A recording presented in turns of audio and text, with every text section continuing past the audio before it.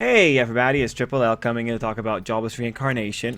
Coming back into it, and the birds have started talking because I am talking. That's okay. We're going to be covering episode 8 and 9, specifically because episode 6 and 7, I don't think they are. I don't think they got like that many critical points. They're really just there to establish the relationship between Eris and Rudy. They're mostly slice of life. That's why I didn't cover them in the first place. So not covering episode 7. I think I covered episode 6 on another video, but yeah. Not covering episode 7 because slice of life. We're covering episodes 8 and 9, mostly because 8 has a lot of important things, and 9 has obviously important things since 9's starting up a little journey here. I believe looking at the structure, given that we're at episode 9, maybe volume 2 would have been episodes 5 to 8, 5, 6, 7, 8. That's 4 episodes. That's regular for the adaptation. Yeah, so we're going to start there with episode 8 and 9. I have my wonderful little collection of notes and we can go into it. So episode 8 was the birthday episode. So one of the first interesting parts in this episode was of course Rudy assuming negative feelings. This little spot here was also him talking about how he learned language. I thought this was actually really cool. Jobless Reincarnation leans into the thing that when you're a kid you can learn things a lot better or a lot faster, a lot more efficiently. So it was just a neat thing to see it here. Anyway, so here we have the big portion here. So I thought this portion was interesting just because of how Rudy still assumes the worst case scenario. That was really unfortunate. When you look here, he was legitimately concerned about it because he was saying he was going to be sobbing into his pillow. So this was just a very interesting little segment just to remind you what kind of mentality the kid still has. He hasn't really gotten over this, and mind you, I say kid, but it's an old man who hasn't gotten over this. But he was stunted from the beginning. Anyway, once he finds out, it's just actually them wanting to do something nice for him. It's all cool. The next top moment I had on that episode was the Gray Rat drama. So let me see if I spot it here. Right. So we find out Paul's brother is even scummier than him, and there's a covert movement to replace him. So this was the beginning of some political intrigue going on in the show. Now I did see some people like called it just scummy in general, but Jobless Reincarnation is a show about negative personality traits and the people that have them and how they try to still go about their lives. And when you have this situation here, all it's doing is depicting a relatively like rough political situation. And mind you, if you look at it, episode 8 was an episode about showing how bad politics can overrun a situation, just with the way that Eris's father was talking about how he could make machinations. When you see that little segment towards the end of the episode with Eris's father looking away into the distance, you understand that there's a lot of stuff going on in the background when it comes to the political movements. With consideration of episode 9, like the question is what happens once this situation is resolved. Rudy's heading back to the country. What's going to happen? Like, how many people are in this situation that they got teleported away? We know from the Roxy village that they saw many shooting stars. So very interesting stuff overall with the Grey Rat drama. This is of course important information because a good chunk of the episode was spent around succession wars. Let's see. After that, we had the 3 languages in a year. That's just good to know what languages Rudy managed to learn. And we saw that they were useful immediately on episode 9. Let's see. Next top moment was the whole thing with Ghislaine. Oh, that was a wondrous moment, man. So I don't. Okay, wait. That face, amazing. That was an amazing face. I found it really interesting. I'm not gonna show that little scene there because I'm not sure how YouTube's gonna feel about that. But that level of how you say that, not being embarrassed about it, that makes sense for Ghislaine. She's a rough type of person. She doesn't have those kind of sensibilities. It was just kind of funny to see that one of my favorite sequences was when Rudy was saying that he always wanted butt muscles like that. I'm just thinking like, yeah, no, actually, though, that's definitely a goal to aim for. No, so I actually really enjoyed how it started off really pervy and then it turned into just being like, oh shit, like wow, amazing. Yeah, butt muscles, man. Butt muscles. Anyway, let's see. Next top moment for me was, Gramps getting ready to wage war. Okay, let me see if I can find that moment. Ah, there it is. So this was really good just because it's cool to see this guy, you know, freak out for Rudy's sake. This was so nice. Look at that. He'll murder Paimon. Yeah, man. It was a really nice moment. I really enjoyed it. That was so cute. I I don't know, one of my best, one of my favorite moments in the episode. I really thought that was cool. When you look at this moment, there is a purpose for it for later, but just for now, just take, appreciate that this guy legitimately does care about Rudy. One thing I will note here is because this is something that was pretty much was being brought up in the earlier episodes, but we know that this guy, in one of his first introductions, we knew that this guy had a fascination with beast people. And then in the next episode, you find out, oh, well, he actually is fooling around with his maids. It's like, yes, that's another.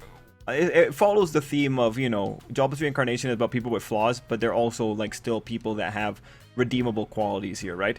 I think that's one of the big things with Jobless Reincarnation. You have to realize that this is a story about scummy people trying to, go about living their lives, and he's one of those characters that definitely exemplifies that. Because the nobles here, they're doing a lot of, let's face it, he's saying he's gonna murder Paimon and install Rudy, right? But it's cool that he's getting angry for Rudy's sake. That's the thing to take away from that here.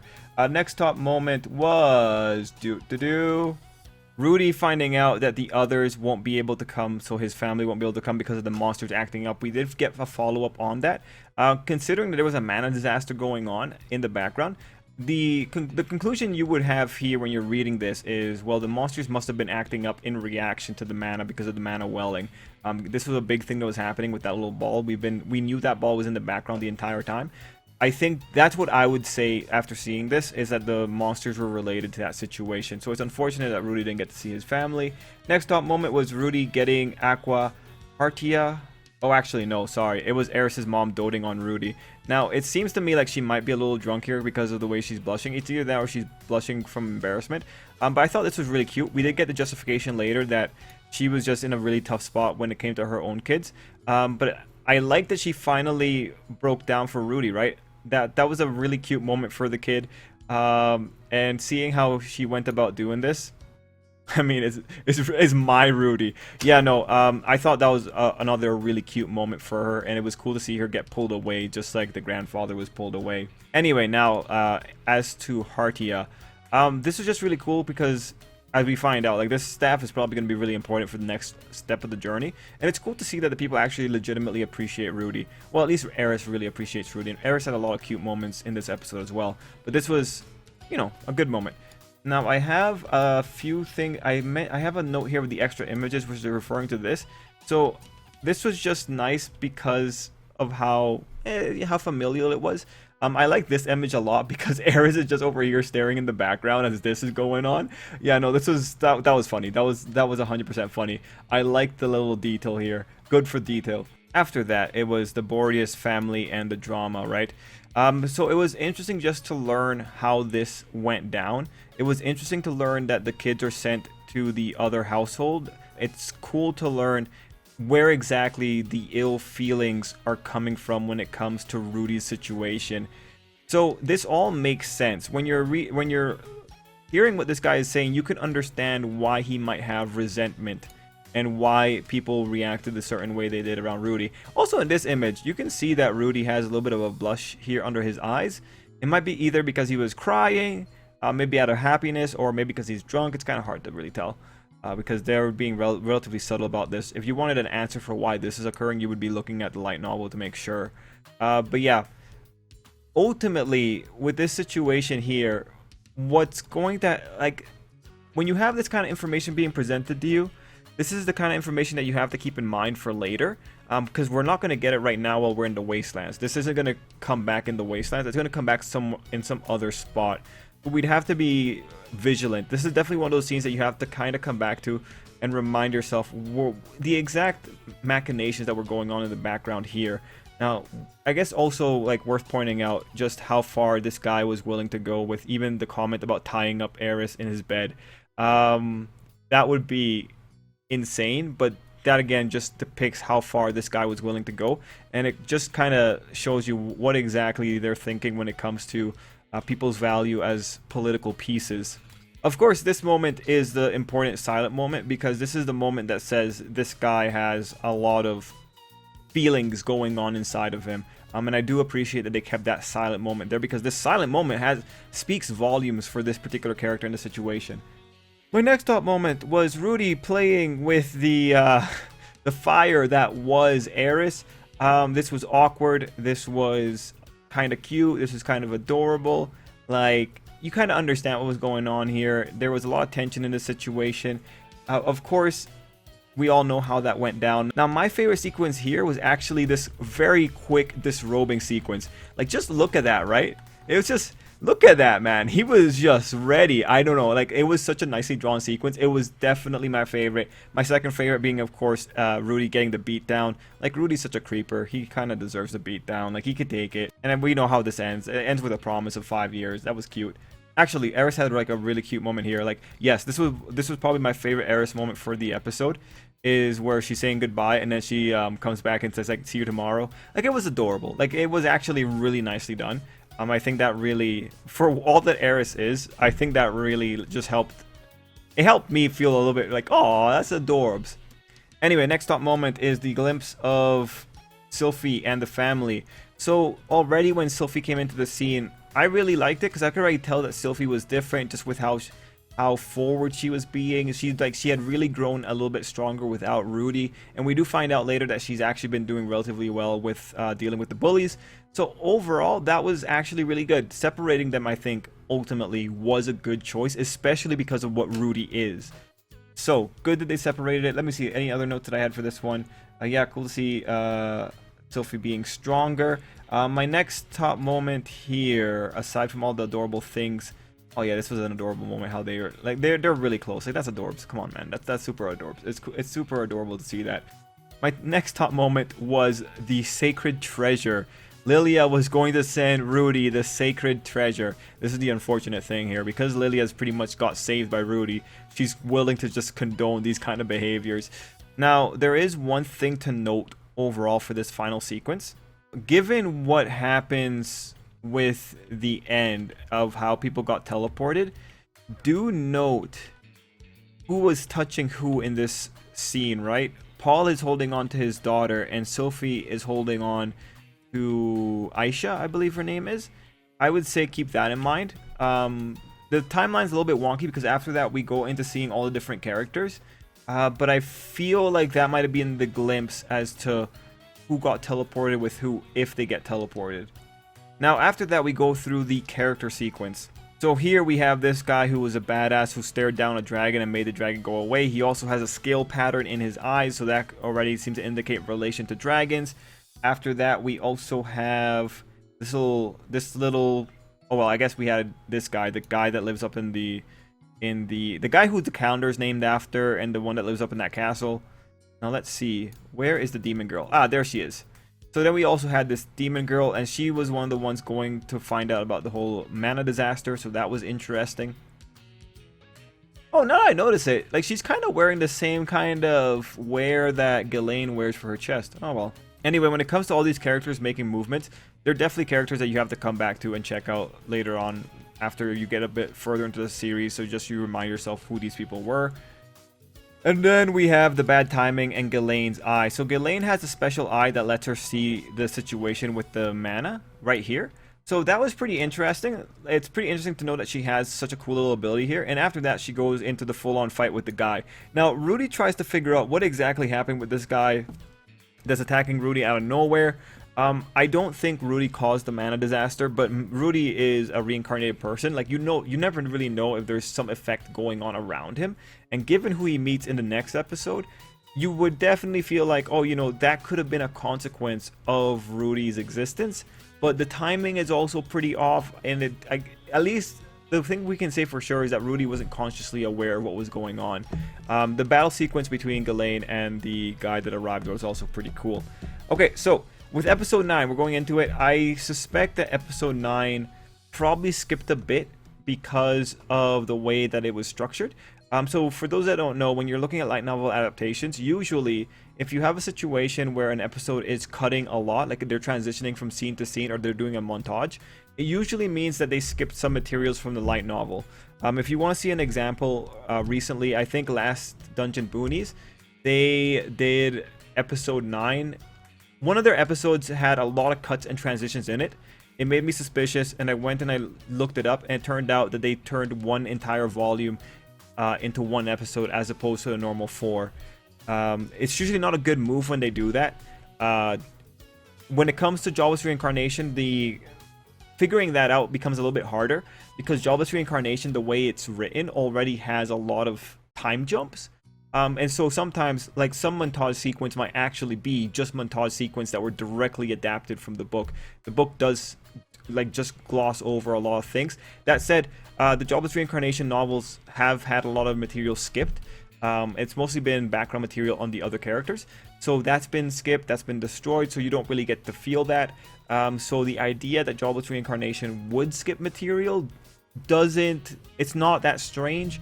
For the episode 9 materials, given where they were, I would assume that the material that was being skipped was mostly character interactions and mostly things that would just justify how these characters were coming together. The question would be, did the montages kind of give you that information well enough? If they still maintain the spirit of the camaraderie that's supposed to be going on, then it's not really a big situation to complain about. Anyway, episode 9, first big thing is the Hitogami sequence. So he is called the man god, the human god. We're going to refer to him as Hitogami, and the reason I'm going to refer to him as Hitogami is because that's what he was referred to in the web novels, and that's the name that I've learned. You can even go back into the episode, they call him Hitogami. So as we go forward into the future, that's what I'm going to refer to him as. Anyway, for this sequence, these sequences are always very disorienting in the novel, so it was actually cool to see how disorienting they made it here. It was just super neat overall. Now, we did have a comment about the mental body. Let me see if I can find it here. Nah, not really. Oh, well, I can't find the comment, but it's really interesting just to know how the mental body still looks like old Rudy. And it was kind of cool to see old Rudy's full appearance here. So when it comes to this thing, this just reminds you that Rudy is still very much stuck in the mindset of the old man. And that makes sense because this guy's been alive for 30 years. Rudy's been alive for 10 years. His one existence doesn't start overriding the other just like that, right? But this is an important thing for Rudy's journey, so keep this in mind because this was actually a really neat mechanism for the story. The fact that Rudy still saw himself as this old person. You can assume that Rudy's fulfillment as a character will be when he finally sees himself as Rudy and not the loser he used to be. Anyway, Hitogami gives us the big information that there's going to be someone nearby that can help Rudy, and we lead into Ruijard.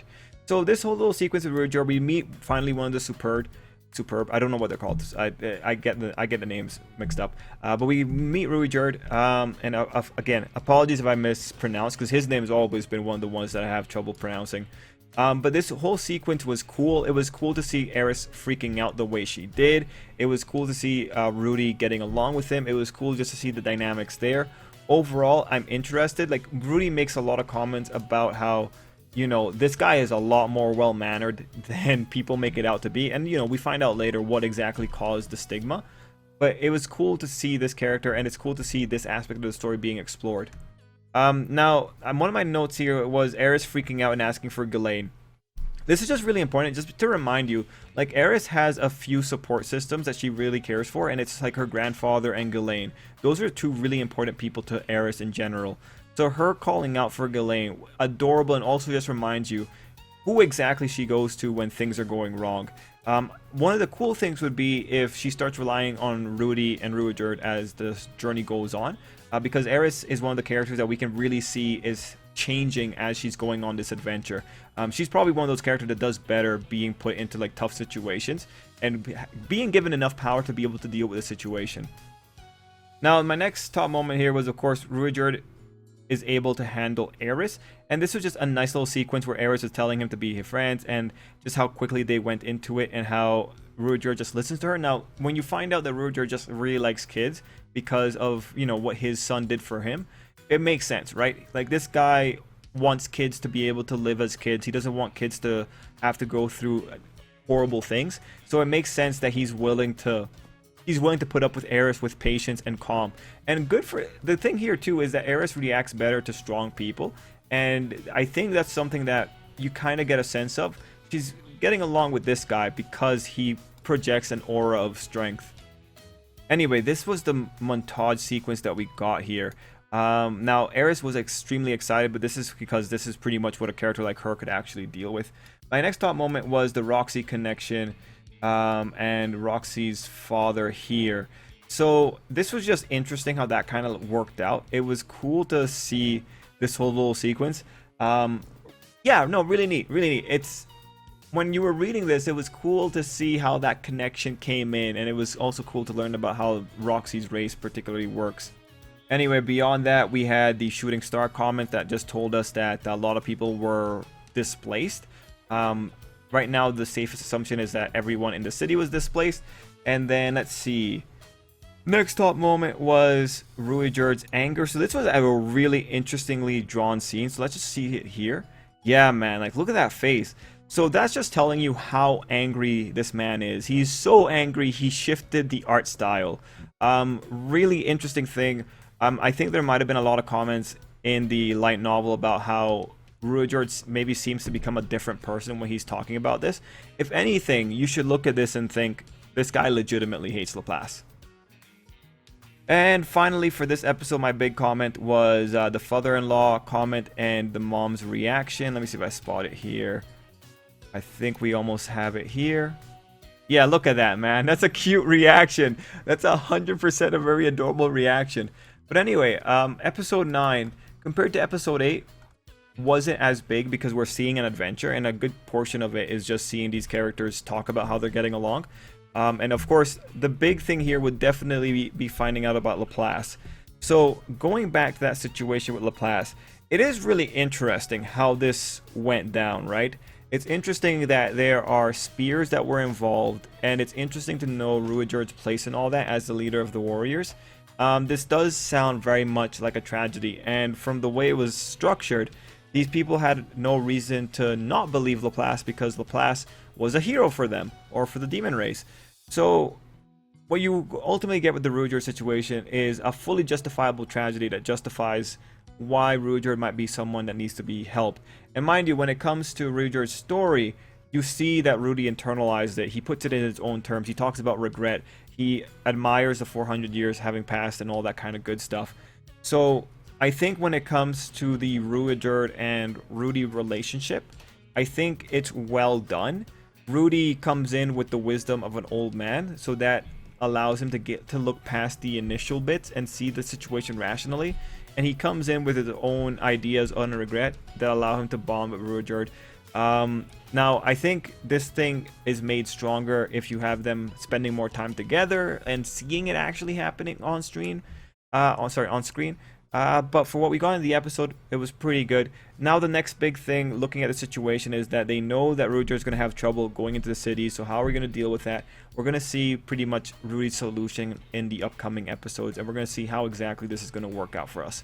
Anyway, everyone, that's the very quick rundown for the 2 episodes. Of the 2, episode 8 is more interesting for the future because it's pretty much setting up more future events, right? Like there's the 5-year promise and all that.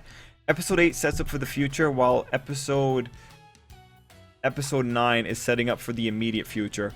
Like if we were to look at it in terms of novels, episode 8 sets up like maybe 5 novels down the line, whereas episode 9 is setting up the content for the remainder of the novel that episode 9 begins adapting. That'd be the way to look at this situation. Anyway, everyone, let me know what you thought down below. Let me know what you enjoyed about the episodes. And till next time, I hope you have an absolutely great day. And of course, let me quickly remember, Rudy very much loves Roxy. And it was funny to see him saying how many Roxys were in the village.